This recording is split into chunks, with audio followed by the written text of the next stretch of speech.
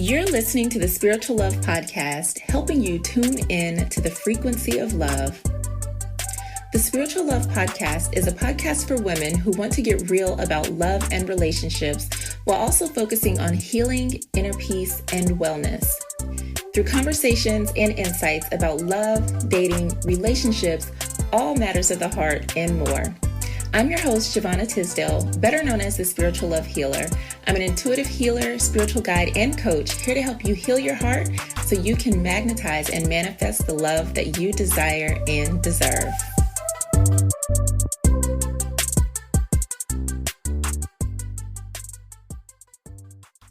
Thank you so much for listening to the Spiritual Love Podcast. I'm your host, Jovhannah, the Spiritual Love Healer.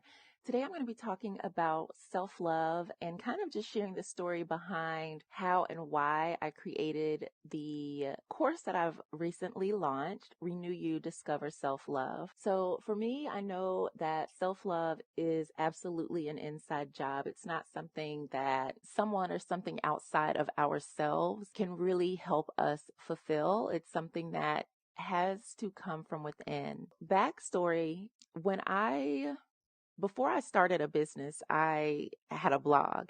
In fact, I built my first website probably like in 1998, 1999, back when like MySpace was the thing and there was all of like those glittery graphics of like the butterflies and the teddy bears and all of that stuff. And, I knew from an early age that like I was here to help people, that the things that I went through were going to help other people. I just didn't know necessarily how to translate it. And one of the first websites I had, it was called Blue Diamond, a Diamond in the Rough. And I remember the background, it was blue. I found like these moving diamonds. It it was a lot of fun, and it's where I started sharing some of the things that I was going through. Then after that, I kind of fell away from blogging and things like that, but it was always in the back of my mind. I think then I started really absorbing myself in art and creating art and things like that. And so then I had another site where I would like post my art and just talk about art, talk about the things that I went through. But ultimately, what kind of anchored me back into blogging was going through depression. I was hurting so deeply inside from a lot of things. I was in an abusive relationship and dealing with custody issues, and just everything around me was falling apart. Like the economy collapsed. Getting a job and keeping a job was like trying to hold on to a fish. They would come and go and come and go. But the beautiful thing about that experience, because everyone, the story back then was you go to school, you get a job, you work there forever, and then you retire.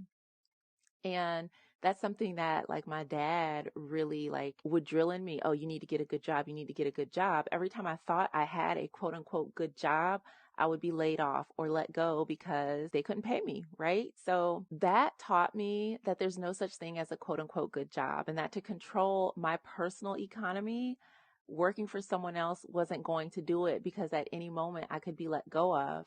And that taught me not to put false hope in a steady paycheck. It feels steady, it feels permanent, it feels comfortable, it feels stable. But truthfully, at any given time, we can lose a job. And so, my identity used to be wrapped up in that, because it was, you supposed to have a job. So if I couldn't keep a job, that meant something was wrong with me. It wasn't all the hundreds of other thousands or maybe millions of people who were also experiencing the same struggle because of the state of the world around us.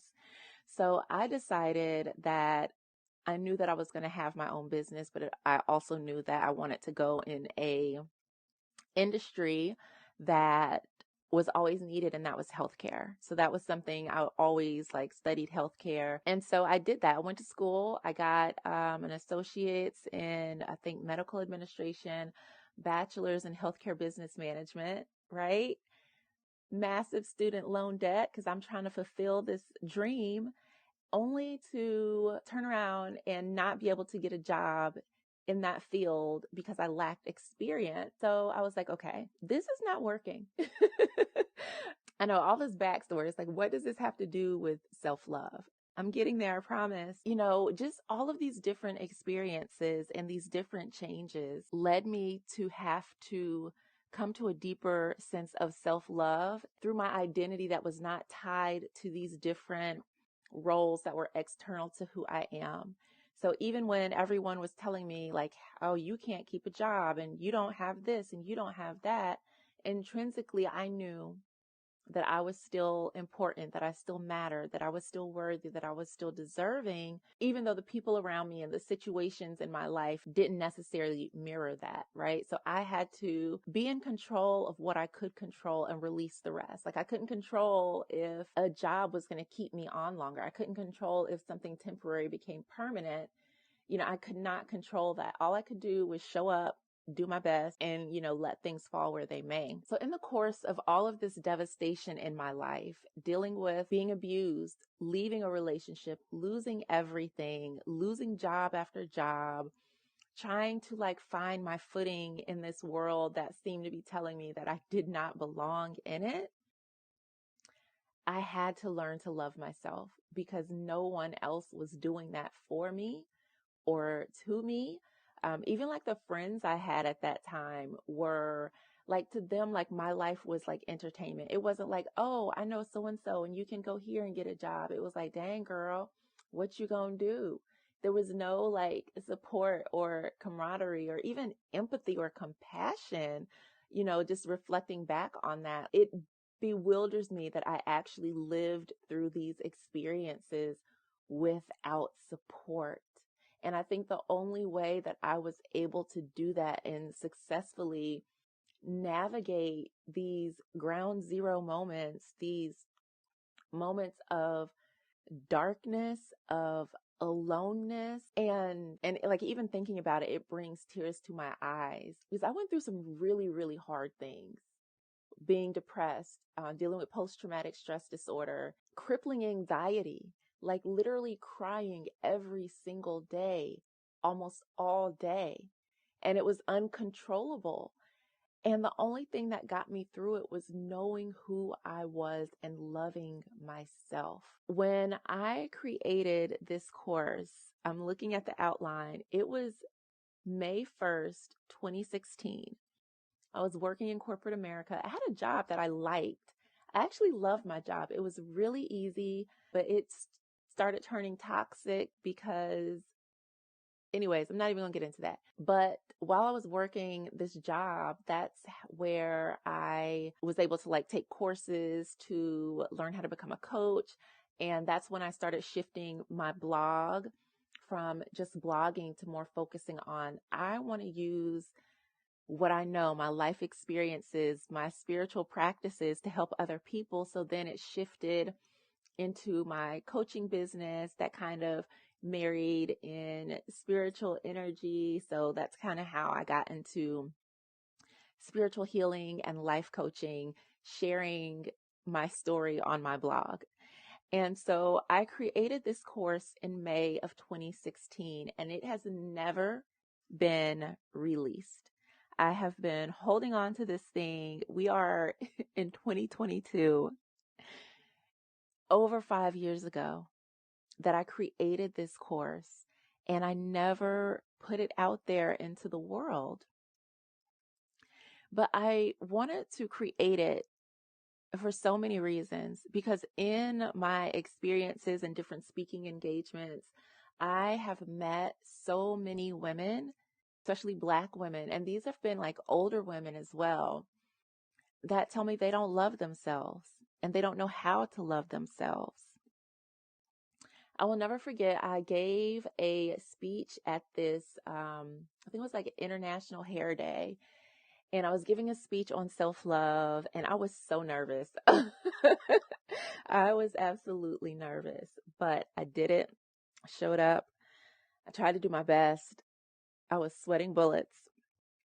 But I know my speech made an impact on people, as nervous and terrified as I was. I think that was like my first like public speaking engagement. And since then, I know I have grown in my voice and how I deliver my messages and all of that.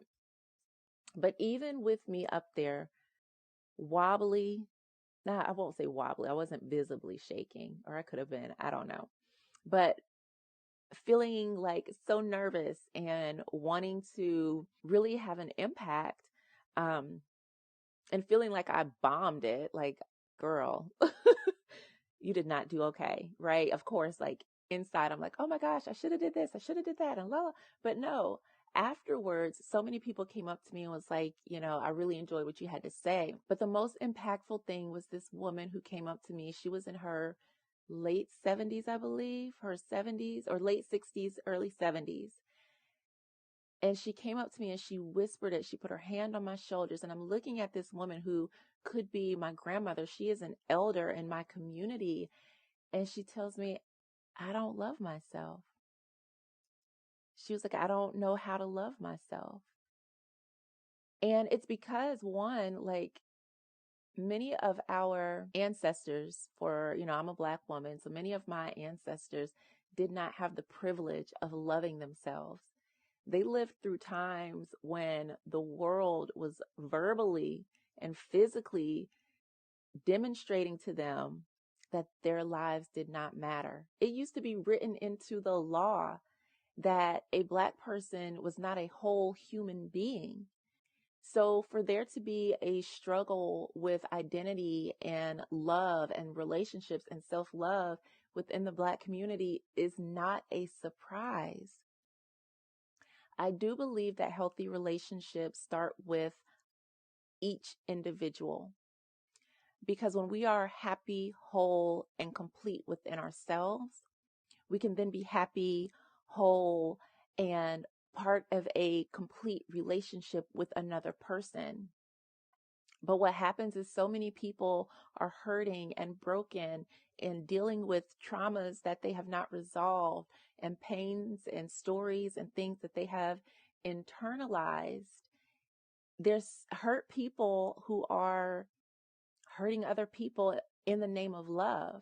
And that's why so many people are like, fuck love. I don't believe in love. Love isn't real. Love is not for me. I'm just going to be single forever, because they've been hurt and other people have been hurt. But instead of us putting down the hurt, we continue to hold on to it. And I think that self-love is a really great starting point for healing and resolving the challenges that we face in life. If I was not able to love myself enough to continue existing, I would not be here today. And that's a story that I definitely want to share and speak on more, because at the time that I'm recording this, in the past several weeks, many people have taken their own lives. And like, mental health is a real issue, and making sure that you are happy and whole and complete within yourself, regardless of the titles that you hold, regardless of if you're a homeowner or not, regardless of the amount of money in your bank account, regardless if you have a car to drive. Like, you have to be happy and whole and complete within yourself because you exist, not because of what you have. And unfortunately, we live in a world, in a society, where your value is based on how you look. That's why there are so many people with edges laid, dressed to the nine, in all the labels and all the brands, with all the, the bags and the bankrolls, but they're dying inside. And then we have people, our youth, that look up to, these celebrities, and all they're getting is superficial. All they're getting is, low value entertainment versus substance, versus giving them the meat and nuggets of what it really takes to thrive and survive. And I think self-love is part of that course. It's part of that meal that we should have been taught. Each and every one of us should have been taught at home and in schools about self-love, because I think that would eliminate bullying. That would eliminate so many problems. But let's start with us. So I'm a mom, right? I have two girls. My oldest is 19, Kayla. Savvy is almost 7. She'll be 7 in April of 2022. And if I didn't know how to love myself, I could not demonstrate that to my children. right? So I notice like the things that I say, about myself. Like I want to make sure that I'm like, I love my hair. I love my skin. I love my shape. I love my body. I love my voice. I love my ideas. I love who I am. And I tell this especially to my 7-year-old because she goes to school, and she's like, I don't like my hair. But I'm like, your hair is so beautiful. Your hair is unique and it doesn't have to look like anyone else's hair. Your hair is special because it's yours. So having to refill her cup so that she knows even if other people look different, if their skin is different, if their hair is different, if their clothes are different, that doesn't take away from who you are. You are still special. You are still worthy of loving all of you. Even if I'm upset with you, even if other people are telling you not to be who you are at your core. And that's something that I really have to ingrain in her because Savvy is a very loud child. She has big energy and she takes up space and she's not afraid of her voice or her statue, but the people around her are the adults in her life. So a lot of times people are like, you're loud, you need to be quiet and sit down and stop making noise. And so as a mother, I have to be very mindful that I'm not feeding into that narrative and that I'm allowing her and her voice to take up as much space as it needs, because I don't want her to be an adult that's afraid to use her voice, an adult that's afraid to take up space. It's like, no, that's the opposite of what I want. So even if as an adult, it bothers me that, oh my gosh, I don't have any quiet space. Oh my gosh, she's loud. Other people are going to think. I have to let that go. Those are my issues because I didn't have that privilege as a child. Children today have more personal freedoms than I did when I was a kid because we couldn't ask questions or have a conversation because that was considered back talk or disrespectful when you're just trying to understand what's happening, right? Children have emotions and thoughts and feelings. And a lot of times, they're not honored. And that's how children grow up into broken adults. And so self-love, right? So as us, as the parents, as the teachers, as the caretakers, as the role models, as the aunties and the uncles and the people involved in little people's lives, we have a duty to teach them to model self-love to them. Now, let's get back to this course. So I created this because I saw that it was something that was needed. And the thing about this course, so it's broken down into 6 modules. Each module has like 2 lessons inside of it. And it starts with the power of love. And that's kind of what I've been talking about in this episode.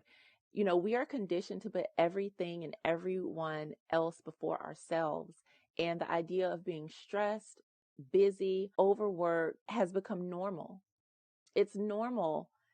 So much so that if you're not doing something, people call you lazy. That's so bizarre. Like we're not meant to, we're not robots. We cannot function 25/8. Like we're not built for that. We need rest. We need care. And we have to create spaces for that for ourselves. Self-love is what helps you carve out that space to tend to your mind, to tend to your body, to tend to your soul, to tend to your money so that you can grow, so that you can evolve. And that's not something that a lot of people know. So I talk about what the concept of self-love is, and I explain why it's important because it's not something that's taught. We are not usually taught how to love ourselves. And unfortunately, many of us don't even have that modeled in our own home. So we don't know what that looks like. It can come across as, oh, you're being selfish. So then you learn, oh, it's bad to put myself first, or me setting up a boundary is bad. So now you become a doormat. You allow other people to walk over you when you weren't doing anything wrong. You just got the wrong programming around it. I talk about like how to love. We talk about self-love and like self-esteem, value, confidence, your worth, how you feel about yourself. These are all important aspects of loving you. And the thing is, it doesn't stop at you like feeling good or looking good. It also includes the things that you say and do, the places that you go, the people around you, and how you feel inside, like all of these things. We also dive into how do we learn self-love. I'm pretty sure like you can kind of remember like learning how to read, learning how to ride a bike, learning how to do math, learning how to tie your shoe.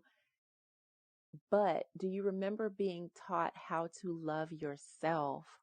A lot of times we're not taught. Sometimes it is modeled to us, but unfortunately, a lot of us grew up in um, dysfunctional homes, maybe even toxic or abusive homes, and did not get that. So that is why I created this course, because we are not taught how to love. And how to love really starts with loving ourselves. But the beautiful thing about how I modeled it is it's not just about here are ways to love yourself. It's about taking a look in the mirror, getting clear on the parts of you that you don't like, on the parts of you that you hide, and shining a light on them. And then getting to a place where you're able to recognize that you are a goddess no matter what. And really starting to embrace those challenges and bring healing to those different aspects of you and find ways to create new and healthy beliefs that are loving. Inside, we also talk about holistic self-love and why there are different layers of self-love. And I include money in that. That's why I talk a lot about finances and abundance, because that's part of loving yourself. We need money to thrive in this world. Our financial relationship is also a reflection of our love relationships. Money and love resonate on the same energy. They're both abundance. They're both energy. Where we stand financially has a big role in what we're able to do for ourselves, what we're able to do for our communities, for our children, for our families. So we get into that as well. But what really takes the cake is that we put this in action. This isn't just about, oh, okay, I know how to love myself. This is like, no, now that you know how to love yourself, you get to create an actionable self-care plan that helps you manage your life, that helps you really evolve and start going after your dreams. Because what happens is when we don't love ourselves, when you're lacking confidence, when you're lacking belief and hope and faith and worth within you, you start coasting through life. Life just becomes the routine mundane, and you let your passions die. You let your dreams die. So part of this is about reigniting your passion for life, figuring out who you want to be, what you want to do, learning how to plan and create goals that are going to uplift you and elevate you. Self-love is like the juice, the energy, the vibration, the oil that lubricates the wheels of your life, and it keeps things flowing so that no matter what happens to you at your job, no matter what happens to you with a family member, no matter what's going on around you, you know that you are full of love. You know that you are worthy and deserving, and you know how to set boundaries, and you know how to move around, challenges and negative situations in a way that does not devastate you. So this isn't just about learning how to love yourself. It's really about renewing who you are, which is why I called it RenewYou Discover Self Love. Self-love is powerful and can and will transform you if you allow it, if you allow yourself to really be open to what love is and go beyond the surface level, get down into the root of your challenges, the root of self-sabotage, and remember and reclaim your magnificence. So when you're feeling broken inside, that can lead you to feeling disconnected from yourself, looking for love in the wrong places. You may look in the mirror and not know who is looking back at you. I have been there before, and trust me when I say that you're not alone. But I really wanted to bring something forward to help people reconnect with yourself and really find the love that exists within you. So that's what this course is about. And ironically, creating it in 2016 and not releasing it, like it just brought up so many different things for me. Like I remember like creating the outline at work and emailing documents back and forth to myself with different content and different ideas and things I want to teach. The course is complete. The only thing that needed to be done was like me recording the video content. And that's why I chose to do it live, so I can teach you as I'm going through it as, a live program, because I think that would bring just the most authentic and the deepest level of support. I share the tips and strategies and different processes that I went through myself in order to heal my heart and mind. The things that I'm teaching in Renew You Discover Self Love are the things that enabled me to restore love for myself, to regain my focus, and start making choices that allowed me to change my life. It allowed me to pick myself up out of the darkness, out of despair, and create something beautiful. I will say that it was not easy because I had to do it alone, but you don't have to. And that's another reason why I do this work, because I don't want anyone to go through it alone. So this is for the women who are struggling to love themselves because you weren't taught how, because it was beaten out of you or taken from you. This course was created for you to make self-care and self-love a priority in your everyday life, so that you are living the embodiment of love, so that you are shining every single day as your true authentic self with pride and joy and happiness and contentment with who you are. So I just wanted to share some of like the backstory to this course. It's really powerful, and it means so much to me to actually be putting this out there. And I have so many more other things that I'm going to be sharing this year. I'm going to be releasing a course on forgiveness, a course on healing heartbreak, and a few other things this year. So there's lots of beautiful ways that I'm going to be supporting you. If you are ready to renew you and discover self-love, you can head over to spirituallovesanctuary.com and check out the course. You can get on the wait list now or enroll if doors are open, and really start to transform your life with the healing power of love. So thank you again for listening to this episode of the Spiritual Love Podcast. It is always an honor to share my words, my passion, my love with you. Let me know any questions, comments. I'd love to hear from you. You can email podcast@spirituallovesanctuary.com. Until next time, peace. Thank you so much for joining me on this episode of the Spiritual Love Podcast. Let me know what you think by leaving a rating and review for me. For show notes and more to help you tune into the frequency of love, head over to spirituallovepodcast.com. Peace.